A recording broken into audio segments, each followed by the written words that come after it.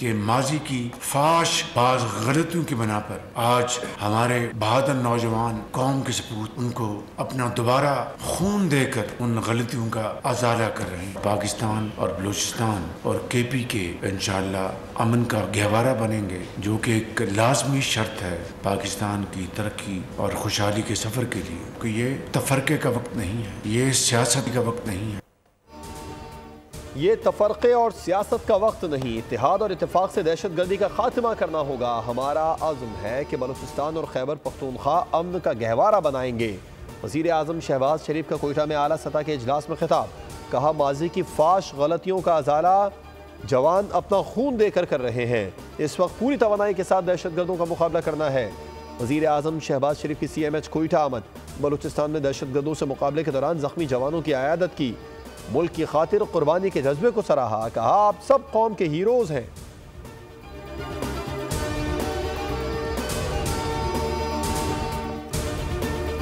शब्द पाकिस्तान तहरीक इंसाफ के नहीं है, लेकिन खान साहब ने जो लेटर लिखा है वो यही कह रहे हैं कि मैं साबिक़ वज़ीर आज़म की हैसियत से कि कुछ वजूहात ऐसे हैं जिसकी वजह से इस्टेब्लिशमेंट और अवाम के दरमियान खलीज बढ़ रहा है। ये किसी सूरत नहीं होना चाहिए। ये वजूहात मैं बयान करना चाहता हूँ कि इनकी जो पॉलिसी रीजंस है इस पर आप नज़रसानी करें और इनको ख़त्म करें। बानी PTI ने कहा है कि अफवाज पाकिस्तान बहुत कुर्बानियाँ दे रही है। सारी चीज़ों का नज़ला फ़ौज पर गिर रहा है। हम इंतशार नहीं चाहते, फ़ौज हमारी है। बानी PTI का ख़त PTI की पॉलिसी शिफ्ट नहीं। Chairman PTI barrister Gauhar Khan की मीडिया से गुफ्तगू। कहा, बानी ने आर्मी चीफ को बतौर साबिक़ वज़ीर आज़म ख़त लिखा है और कहा है कि फ़ौज और अवाम में खलीज नहीं बढ़नी चाहिए। बानी ने सिपाही सलार से पॉलिसीज़ पर नज़रसानी की दरख्वास्त की है।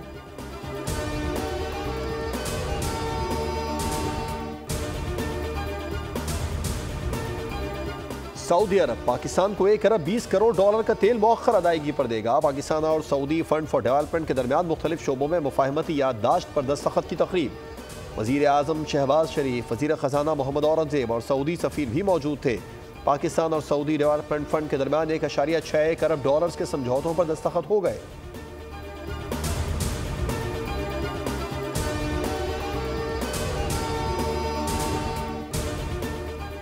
जजेस की सीनियरिटी और ट्रांसफ़र दो अलग चीज़ें हैं। मसला जब सामने आएगा तब उस पर राय देंगे। मेरी राय क्या होगी उस पर कयास आराई ना की जाए। चीफ जस्टिस ऑफ पाकिस्तान का जजेस के इस्लामाबाद हाई कोर्ट में तबादले पर मौक़िफ़ सामने आ गया। प्रेस एसोसिएशन की तकरीब हलफबरदारी में बातचीत करते हुए जस्टिस याहिया अफरीदी ने कहा, तबादलों पर इसलिए आमादा हुआ कि इस्लामाबाद हाई कोर्ट विफाक की इकाई है और यहाँ अब सिंधी और बलोची बोलने वाले जजेस आए हैं। जजेस बहुत जल्द इज़्तिराब का शिकार हो गए, बहुत जल्द ये मामला हल हो जाएगा। कहा, सुप्रीम कोर्ट और हाई कोर्ट्स में जजेस के तहफ़्फ़ुज़ात दूर करने के लिए कोशिश करता रहूँगा।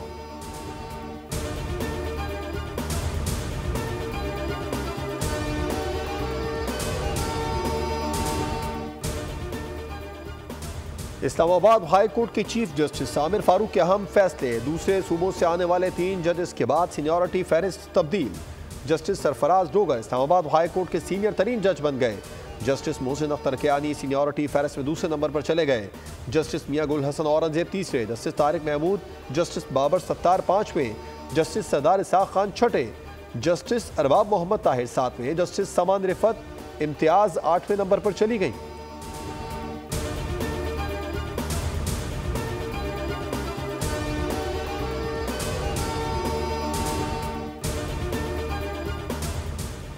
इस्लामाबाद हाई कोर्ट में ट्रांसफ़र किए गए जस्टिस सरफराज डोगर की अदालत आमद। कमरा अदालत वकिला और सहाफ़ियों से खचाखच भर गया।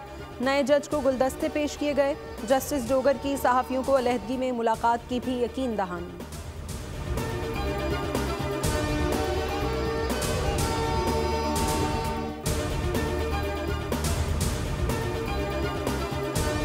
एक्सपैंड करेंगे नेट को तो फिर आगे बात होगी। सो इसलिए it's a very important thing कि आज जो मूवमेंट हुई है on the agriculture income tax side, और ये इसलिए इंपॉर्टेंट है कि देखिए अब we are in an IMF programme, so we know कि हमारी कंस्ट्रेंट्स क्या हैं। हमने मईशत का DNA तब्दील करना है, बरामदात से मुआशी नमू शरह हासिल करना चाहते हैं। वज़ीर ख़जाना मोहम्मद औरंगजेब की चैम्बर ऑफ कॉमर्स में बातचीत। कहा, टैक्स मामलात पर चीफ जस्टिस से बात हुई है। टैक्स केसेस के फैसले जल्द आने चाहिए। करंसी में इस्तेहकाम और ज़र मुबादला ज़खायर में बेहतरी आई। बड़े ग्रुपों ने पाकिस्तान में सरमायाकारी का ऐलान किया।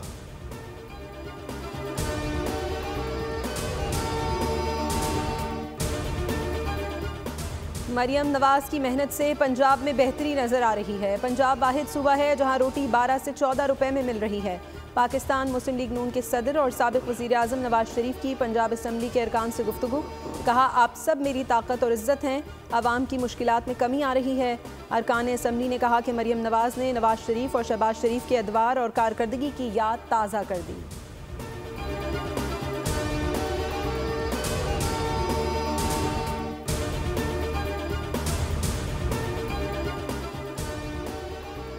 सिंध काबीना ने एग्रीकल्चर इनकम टैक्स बिल की मंजूरी दे दी। सिंध रेवेन्यू बोर्ड ने ज़राई शोबे पर टैक्स से मुतालिक तफसीलात जारी कर दी, जिसके मुताबिक सालाना 6 लाख ज़राई आमदन इनकम टैक्स से मुस्तस्ना होगी। 6 से 12 लाख आमदन पर 15% टैक्स लगेगा, जबकि 16 से 22 लाख आमदन पर 30% टैक्स अदा करना होगा और 1,70,000 फिक्स वसूली की जाएगी। 32 से 56 लाख आमदन पर 40% टैक्स और 6,50,000 फिक्स वसूली की जाएगी, जबकि 56 लाख से जायद सालाना आमदन पर 45% टैक्स लागू होगा और 16,10,000 फिक्स वसूली की जाएगी।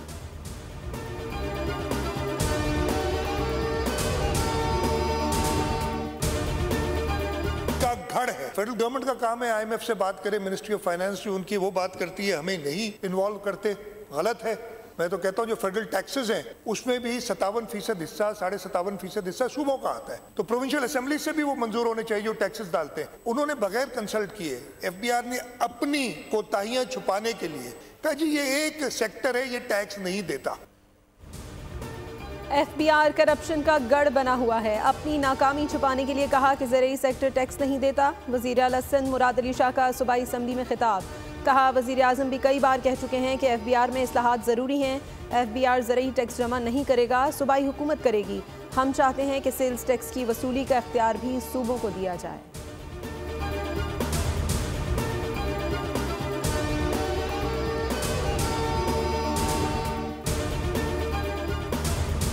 अभी से नहीं है सर, एग्रीकल्चर टैक्स 30 साल से लगा हुआ है।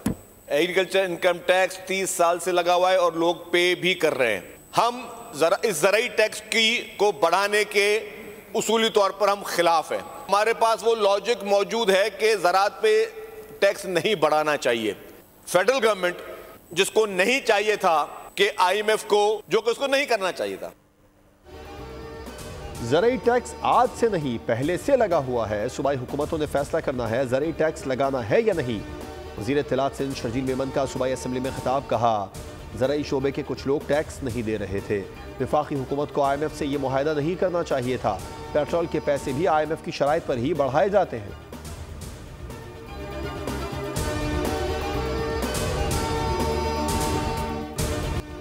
ICC चैंपियंस ट्रॉफी के पाकिस्तान में होने वाले मैचेस के फिजिकल टिकट्स की फरोख्त शुरू हो गई। टिकट्स मुल्क भर में निजी कुरियर कंपनी के काउंटर्स पर दस्तयाब हैं।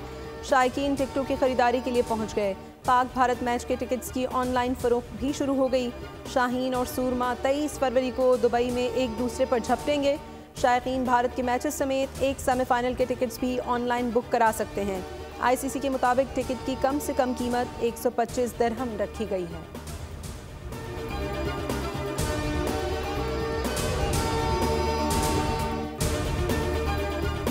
मैंने बुकिंग करवाई थी तकरीबन 3 दिन पहले अफगानिस्तान और इंग्लैंड की, तो अब यहाँ से रिसीव करने के लिए आए हैं। जिस मैच के लिए वो तो ख़त्म हो चुकी है, ऑस्ट्रेलिया इंग्लैंड के। अब बच्चा फिर पाकिस्तान सेमीफाइनल है, इंशाल्लाह पाकिस्तान पहुंचेगा, उसकी टिकट लेंगे। सेमीफाइनल के लिए लेना चाह रहे हैं, लेकिन इस टाइम वो कह रहे हैं कि सारी टिकट्स बुक हो चुकी है। पता नहीं बिकी भी नहीं है और लेकिन कह रहे हैं बिक भी गई है। कराची, लाहौर और इस्लामाबाद में क्रिकेट शायकीन ICC चैंपियंस ट्रॉफी के टिकट्स पर टूट पड़े। निजी कोरियर कंपनी के दफातर के बाहर शायकीन की लंबी कतारें। एक शनाख्ती कार्ड पर 4 ही टिकट्स दिए जा रहे हैं।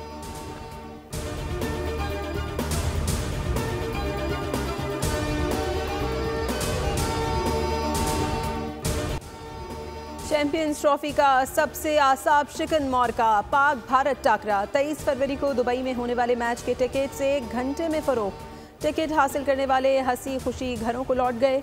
जिनको टिकट नहीं मिला उन्होंने फरोख्त में धांधली का इम्कान जाहिर कर दिया।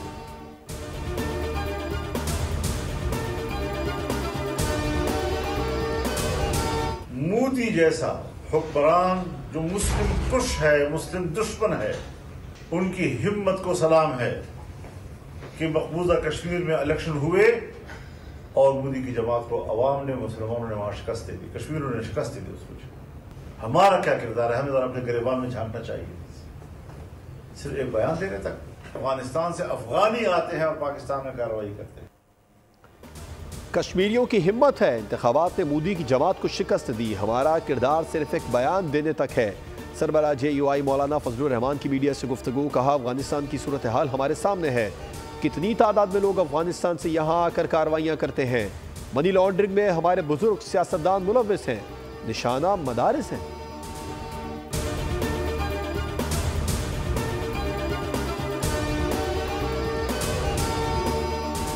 पीका एक्ट का मकसद फेक न्यूज़ का खात्मा और सोशल मीडिया के खतरात का तदारुक करना है। एक्ट में कोई मुतनाज़िर शिक है तो सामने लाई जाए, बात करने को तैयार हैं।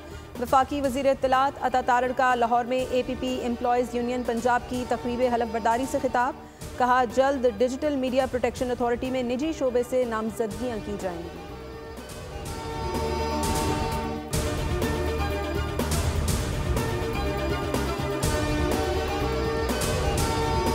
कराची के आवाम बिजली को तरस गए, के इलेक्ट्रिक बिजली के मसाइल हल करने में नाकाम, 1 मेगावाट बिजली भी पैदा न कर सका। अलजमा ग्रुप सिर्फ 9% शेयर्स के बावजूद के इलेक्ट्रिक पर काबिज है। सालाना 200 अरब सब्सिडी मिलने के बावजूद इदारा अलजमी ग्रुप की वजह से बद इंतजामी और नाअहली का शिकार है।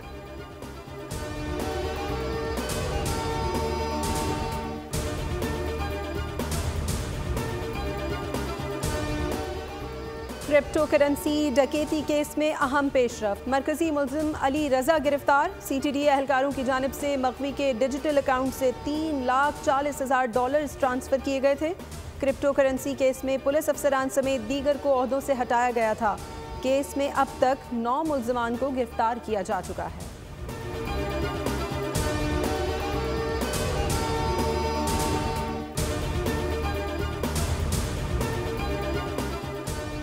कराची में पाबंदी के अहकामात को हवाई फायरिंग में उड़ा दिया गया। गुलिस्तान जौहर ब्लॉक 11 में बच्चे की हवाई फायरिंग वीडियो सामने आ गई।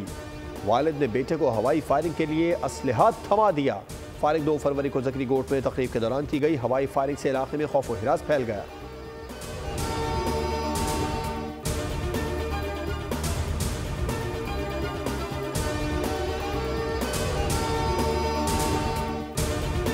अफगान हुकूमत और फितना अल खवारिज के गठजोड़ का पर्दाफाश, नाकाबिले तरदीद शवाहिद मंजर आम पर आ गए।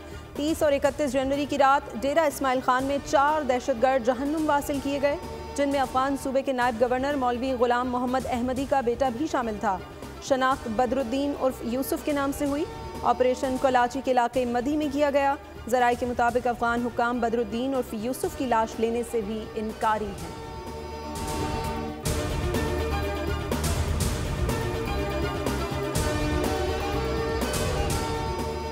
तहरीक आज़ादी की हिमायत army chief general Syed Asim Munir का नाम मकबूजा कश्मीर के गली कूचों में गूंजने लगा। श्रीनगर में आर्मी चीफ और वजीर आज़म शहबाज शरीफ की तस्वीरों वाले पोस्टर लग गए। वजीर आज़म आज़ाद कश्मीर चौधरी अनवारुल हक की तस्वीर भी पोस्टर्स पर मौजूद। बच्चों को खतरे पिलाने का हदफ मुकर्रर। कोयटा में आज के लिए इंसदाद पोलियो मुहिम मौखर, कल से बच्चों को वैक्सीन दी जाएगी। बलूचिस्तान के बाकी 35 अजला में आज भी मुहिम जारी रहेगी। खैबर पख्तूनख्वा में 65 लाख से ज्यादा बच्चों को कतरे पिलाए जाएंगे।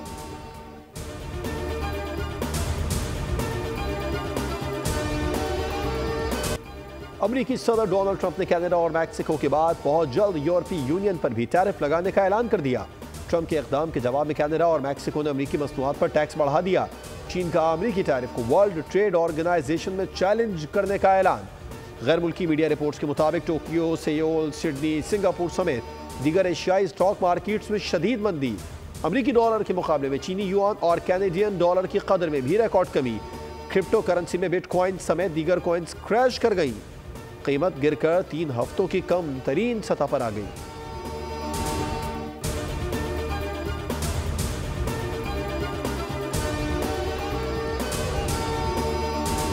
सेकेंड सीड कनाडा के फाल्कस ऑगर ने अमेरिका के अलेक्जेंडर को मात देकर मॉन्टपेलियर ओपन टेनिस का टाइटल जीत लिया। ऑस्ट्रिया में WTA इवेंट का टाइटल रूस की एक्टरीना के नाम रहा। फाइनल में यूक्रेन की दियाना को मात दी। बेल्जियम की एलिजे मर्टेंस ने अमेरिका की एनली को हराकर सिंगापुर ओपन का टाइटल जीत लिया।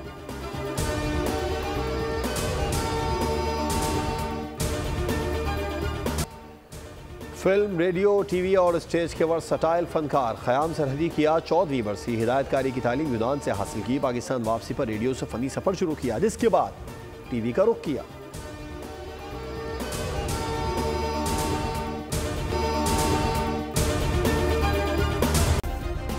सब्सक्राइब करें और बेल दबाएं ताकि कोई खबर रह न जाए।